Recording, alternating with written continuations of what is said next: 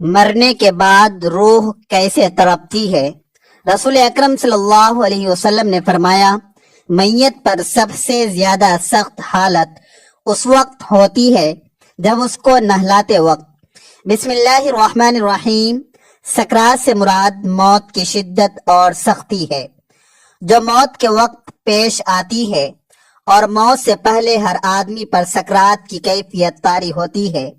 بعض وقت سکرات کا اثر اور نشانی اس پر ظاہر بھی ہوتا ہے، اور کسی کو اس کے شدت کے اثر سے پیشانی پر پسینہ بھی آ جاتا ہے۔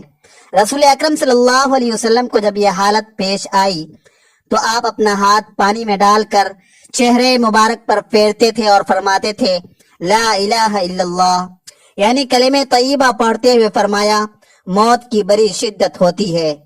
نزا اس تکلیف کا نام ہے جو صرف روح پر اترتی ہے اور تمام اعضاء کو گھیر لیتی ہے، حتیٰ کہ بدن میں روح کے جتنے اعضاء ہیں ان سب کو درد محسوس ہوتا ہے۔ نزا کی تکلیف نفس روح پر حملہ آور ہوتی ہے اور تمام اعضاء کو گھیر لیتی ہے، کیونکہ ہر رگ، ہر پٹھے، بدن کے ہر حصے، ہر جوڑ، ہر بال، ہر جڑ اور کھال کے نیچے سے حتیٰ کہ سر کی چوٹی سے پیروں تک ہر جگہ سے روح کو نکالا جاتا ہے۔ اس لیے تم اس کے کرب اور تکلیف کا حال نہ پوچھو۔ حتیٰ کہ بزرگوں نے فرمایا، موت تلوار کی کاٹ، آرے کے چیرنے اور کینچی کے کترنے سے زیادہ سخت ہے، کیونکہ بدن کو تلوار سے کاٹا جائے تو صرف اس لیے تکلیف ہوتی ہے کہ بدن کا روح سے تعلق ہے، تو جب صرف روح کو صدمہ پہنچے تو کس قدر تکلیف ہوگی۔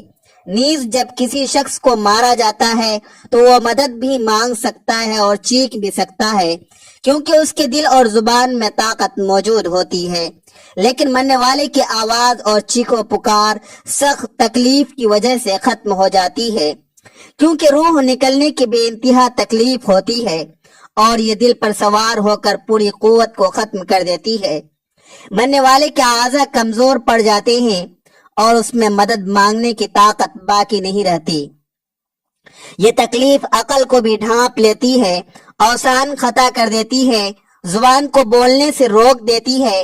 موت کے وقت انسان چاہتا ہے کہ روئے، چلائے اور مدد مانگے، لیکن ایسا نہیں کر سکتا، اور اگر کچھ باقی رہتی بھی ہے تو روح نکلتے وقت اس کے حلق اور سینے سے غرہ غرہ کی آواز سنائی دیتی ہے۔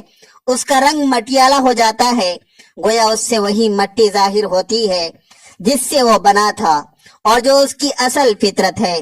اس کی رگیں کھینچ لی جاتی ہیں، حتیٰ کہ آنکھیں پلکوں کی طرف اڑ جاتے ہیں، ہونٹ سکڑ جاتے ہیں، زبان اپنی جڑ کی طرف کھینچی جاتی ہے، انگلیاں سبز ہو جاتی ہے اور ٹھنڈی بڑھ جاتی ہے۔ تو ایسے بدن کا حال نہ پوچھو جس کا ہر رگ کھینچ لیا جائے۔ ذرا غور کرو کہ ایک رگ کے کھینچنے سے اتنی سخت تکلیف ہوتی ہے تو اس وقت کیا حال ہوگا جب درد میں مبتلا روح کو بھی کھینچ لیا جائے گا، اور کسی ایک رگ سے نہیں بلکہ تمام رگوں سے اسے کھینچا جاتا ہے۔ پھر ایک ایک کر کے ہر عضو میں موت واقع ہوتی ہے۔ پہلے اس کے قدم ٹھنڈے پڑتے ہیں، پھر پنڈلی اور پھر رانیں ٹھنڈی پڑ جاتی ہیں، اور ہر عضو میں نئی سختی اور شدت پیدا ہوتی ہے، حتیٰ کہ گلے تک نوبت آ پہنچتی ہے، اور اس وقت اس کی نظر دنیا اور دنیا والوں سے پھر جاتی ہے۔ اس پر توبہ کا دروازہ بند ہو جاتا ہے اور اسے حسرت و ندامت گھیر لیتی ہے۔ موت کے وقت مسلمانوں کو جو تکلیف ہوتی ہے اس پر اللہ رب العزت کی جانب سے انہیں نیکیاں عطا کی جاتی ہے، جیسا کہ سنن ابن ماجہ میں روایت ہے، حضرت عائشہ صدیقہ رضی اللہ تعالی عنہا سے مروی ہے کہ رسول اکرم صلی اللہ علیہ وسلم ان کے پاس تشریف لائے، اس حال میں کہ ان کے پاس ان کا کوئی قریبی رشتہ دار موت کی سختی میں مبتلا تھا۔ رسول اکرم صلی اللہ علیہ وسلم نے مشاہدہ فرما کر حضرت عائشہ سے فرمایا، اپنے رشتہ دار پر غمگین نہ ہو، اس لیے کہ یہ اس کی نیکیاں ہیں۔ اس حدیث سے معلوم ہوتا ہے کہ موت کے وقت ہونے والی سختی مرنے والے کے بدعمالیوں کا ہرگز نتیجہ نہیں۔ مسلمانوں کے حق میں اس پر اجر و ثواب اور گناہ کی معافی کی امید رکھنی چاہیے۔ جب حضرت سیدنا जाबिर बिन ज़ैद रज़ी अल्लाह ताला अन्हु की वफात का वक्त हुआ तो उनसे पूछा गया कि आपको किसी चीज की ख्वाहिश है, तो इरशाद फरमाया, हजरत सैयदना इमाम हसन रज़ी अल्लाह ताला अन्हु को देखना चाहता हूँ। हजरत सैयदना हसन रज़ी अल्लाह ताला अन्हु ने फरमाया, ए जाबिर, रसूल अकरम सल्लल्लाहु अलैहि वसल्लम का फरमान है, मोमिन अल्लाह की तरफ से किसी भलाई पर होता है, अगर वो तौबा करता है तो अल्लाह उसे कबूल करता है, अगर कोई उज्र पेश करता है तो उसका उज्र कबूल फरमाता है, और उसकी अलामत ये है कि मोमिन की रूह निकलने से पहले अपने दिल में ठंडक महसूस करता है। यह सुनकर सैयदना जाबिर रज़ी अल्लाह ताला अन्हु ने कहा, अल्लाहु अकबर, बेशक मैं अपने दिल में ठंडक महसूस कर रहा हूँ। फिर दुआ फरमाया, ए अल्लाह, बेशक मैं सवाब की ख्वाहिश रखता हूँ, लिहाजा ए अल्लाह मेरे गुमान को सच कर दे और मेरे खौफ और घबराहट को दूर फरमा दे। फिर आपने कलेमे शहादत पढ़ा और इंतकाल फरमा गए। नाज़रीन, इंसान की जिंदगी में रूह को 3 मौकों पर तकलीफ पहुंचती है। इंसान की रूह चीखें मार मार कर रोती है। क्या आप जानते हैं कि वो 3 मौके कौन कौन से हैं? नंबर 1, इंसान के ये जानने के बावजूद कि ये गुनाह कबीरा है, ये गुनाह अजीम है, अल्लाह ताला उस गुनाह करने वाले इंसान पर गजबनाक होते हैं, ये जानने के बावजूद भी इंसान किसी गैर महरम औरत को जब नंगा करता है, नंगा करके अपनी आंखों से देखता है और उसे हवस का निशाना बनाता है, ये वो लम्हा होता है जब इंसान की रूह धाड़े मार मार कर रोती है। जब इंसान की रूह को सदमा पहुंचता है, ये वो लम्हा होता है कि जब आसमान के नूरी फरिश्ते उस जानी पर लानत कर रहे होते हैं, जानिया औरत और जानी मर्द पर लानत कर रहे होते हैं, हालांकि अल्लाह ताला के नूरी फरिश्ते अल्लाह ताला के हुक्म के बगैर पर भी नहीं मार सकते और लानत करते हैं, ये भी अल्लाह ताला के हुक्म पर ही लानत करते हैं। फरमाया, जब इंसान अपनी आंखों के सामने गैर महरम औरत को नंगा करके हवस का निशाना बनाता है, ये वो लम्हा है, ये वो लम्हा होता है, ये वो मौका होता है जब इंसान की रूह धारे मार मार कर चीखती है, चिल्लाती है, रोती है। दूसरा वो कदम जब इंसान वालदैन को इतना दुख, इतनी तकलीफें देता है कि वालदैन उस इंसान के हक में बद्दुआएं करना शुरू कर देते हैं, और ये बदबख्त इंसान अपनी आंखों के सामने वालदैन से बद्दुआएं लेता है। जब वालदैन बद्दुआएं दे रहे होते हैं, ये बदबख्त इंसान वालदैन को देख भी रहा होता है, उनके मुंह से निकली बद्दुआएं अपने कानों से सुन भी रहा होता है, ये वो लम्हा होता है जब इंसान की रूह रो रही होती है। तीसरा मौका जब मौत का फरिश्ता हजरत इजराइल अलैहिस्सलाम इंसान की रूह को जिस्म से अलग करते हैं, इंसान की रूह जिस्म से खींचकर बाहर निकाले जाते हैं। जाहिर है कि रूह का जिस्म से गहरा ताल्लुक है, तो जब ये दोनों अलग अलग होते हैं तो उनको गहरा सदमा भी पहुंचता है। इंसान के जिस्म पर छोटा सा कांटा लग जाए तो इंसान को कितनी तकलीफ होती है, छोटी सी चोट लग जाए तो इंसान को कितनी तकलीफ होती है। तो जब रूह को तकलीफ पहुंचे, जब रूह को सदमा पहुंचे तो उस वक्त इंसान को कितनी तकलीफ होती होगी। हजरत हकीम लुकमान से पूछा गया, हजरत, मौत के वक्त जिस्म का वो कौन सा हिस्सा है जिसको सबसे ज्यादा तकलीफ होती है, सबसे ज्यादा सदमा पहुंचता है? हजरत हकीम लुकमान ने फरमाया, इंसान के वजूद का वो हिस्सा जिसका रूह के साथ गहरा ताल्लुक है, उस हिस्से को बहुत ही ज्यादा तकलीफ होती है। पूछा गया, हजरत, वो कौन सा हिस्सा है जिसका इंसान की रूह के साथ गहरा ताल्लुक है? हजरत हकीम लुकमान ने फरमाया, उस हिस्सों को इंसान के वजूद का मरकज कहा जाता है। ये वो हिस्सा है जो रूह के बगैर जिंदा नहीं रह सकता। जैसे ही रूह जिस्म को अलविदा कहती है, दिल भी काम करना छोड़ देता है, और जब ये दोनों एक दूसरे से अलग हो रहे होते हैं, दोनों तकलीफ में होते हैं, दोनों का दर्द इंसान का वजूद बर्दाश्त नहीं कर पाता। मरते वक्त नाखूनों के दर्द को भी इंसान महसूस करता है, बालों के दर्द को भी इंसान महसूस करता है। हालांकि ये वो हिस्सा है जिसके काटने से इंसान को तकलीफ नहीं होती, लेकिन मौत के वक्त उनकी तकलीफ इंसान महसूस करेगा। تو فرمایا موت کے وقت سب سے زیادہ تکلیف دل کو ہوگی. فرمایا اس دل کو پاک کر لو، اس دل کو پتھر نہ بناؤ، اس دل کو نرم کر لو. آپ صلی اللہ علیہ وسلم سے پوچھا گیا اگر دل پتھر بن جائے تو ان پتھر دل کو نرم کیسے کیا جائے؟ آپ نے فرمایا پتھر دلوں کو نرم کرنے کا ایک ہی نسخہ ہے، وہ ہے مسکینوں کو کھانا کھلانا، یتیموں کے سر پر شفقت بھرا ہاتھ رکھنا. مسکینوں کو کھانا تم کھلاؤ، تمہارے دلوں کو نرم میرا اللہ کرے گا. انسان اپنی زندگی میں بہت سے کام کاج اپنی لذت یا خواہش کو پورا کرنے کے لیے کرتا ہے، جس کی وجہ سے یا تو اس کا پیسہ برباد ہوتا ہے یا صحت برباد ہوتی ہے. موت کو یاد رکھنے والے کی خواہشات کم ہوتی ہے. اس کے بارے میں نبی پاک صلی اللہ علیہ وسلم نے فرمایا لذتوں کو ختم کرنے والی موت کو کثرت سے یاد کرو. بارگاہ رسالت میں عرض کیا گیا کون سا مومن زیادہ عقل مند ہے؟ ارشاد فرمایا موت کو کثرت سے یاد کرنے والا اور موت سے پہلے موت کی تیاری کرنے والا، یہی لوگ سمجھدار ہیں. ہر شخص کی جتنی زندگی مقرر ہے اس میں نہ زیادتی ہو سکتی ہے نہ کمی.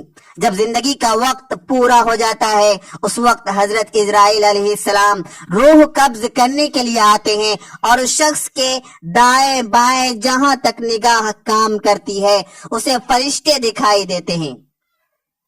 مسلمانوں کے آس پاس رحمت کے فرشتے ہوتے ہیں اور کافر کے دائیں بائیں عذاب کے فرشتے ہوتے ہیں. روایتوں میں آتا ہے تقریباً 500 فرشتے ہوتے ہیں اور اس وقت ہر شخص پر اسلام کی حقانیت آفتاب سے زیادہ روشن ہو جاتی ہے، مگر اس وقت کا ایمان معتبر نہیں، اس لیے کہ حکم ایمان بالغیب کا ہے اور اب غیب نہ رہا بلکہ یہ چیزیں مشاہدہ ہو گئی. حدیث میں ہے کہ ایک طائر پہلے قفس میں بند تھا اور اب آزاد کر دیا گیا. علماء فرماتے ہیں بے شک پاک روحیں جب جسم سے جدا ہوتی ہیں عالم بالا سے مل جاتی ہیں اور سب کچھ ایسا دیکھتی سنتی ہیں جیسے یہاں حاضر ہیں. حدیث میں فرمایا گیا ہے کہ مومن میت آئے تو اس کی راہ کھول دی جاتی ہے، جہاں دل چاہے جائیں. مردہ کلام بھی کرتا ہے اور اس کے کلام کو جن اور انس کے سوا تمام حیوانات وغیرہ سنتے بھی ہیں. جب مردے کو قبر میں دفن کرتے ہیں اس وقت اس کو قبر دباتی ہے.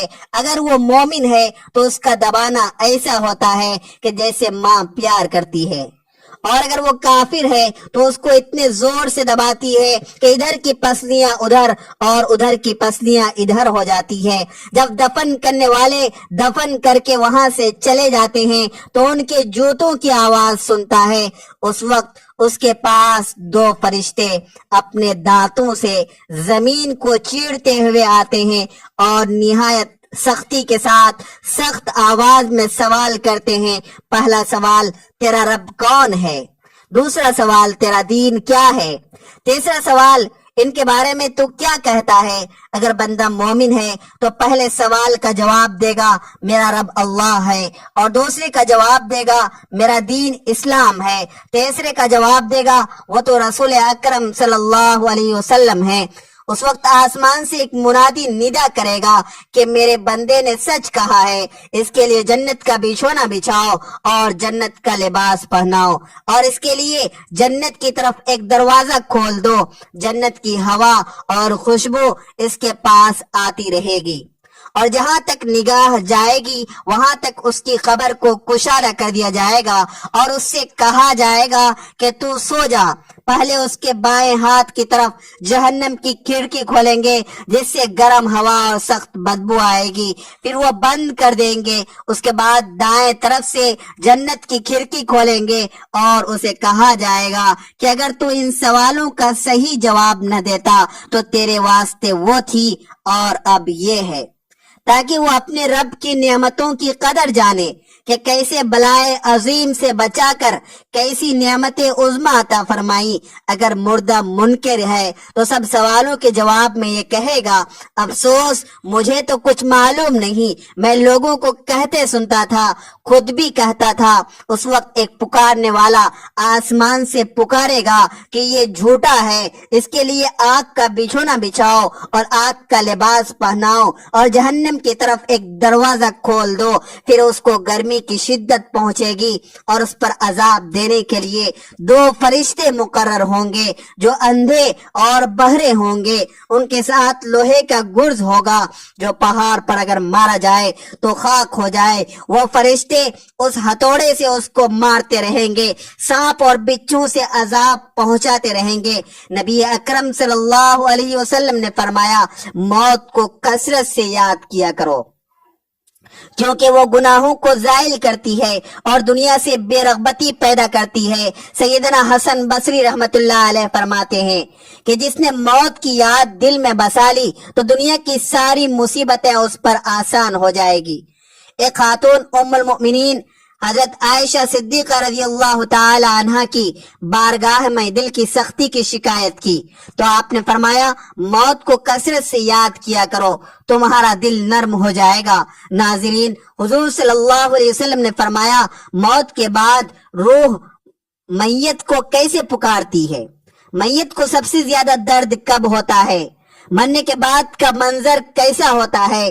حضرت زید سے روایت ہے کہ نبی کریم صلی اللہ علیہ وسلم نے فرمایا کہ میت پر سب سے زیادہ سخت حالت اس وقت ہوتی ہے جب غسل دینے والا اس کو غسل دلانے کے لیے آتا ہے، اس کی انگلی سے انگوٹھی اتارتا ہے، جسم سے لباس اتارتا ہے، سر سے عمامہ جدا کرتا ہے.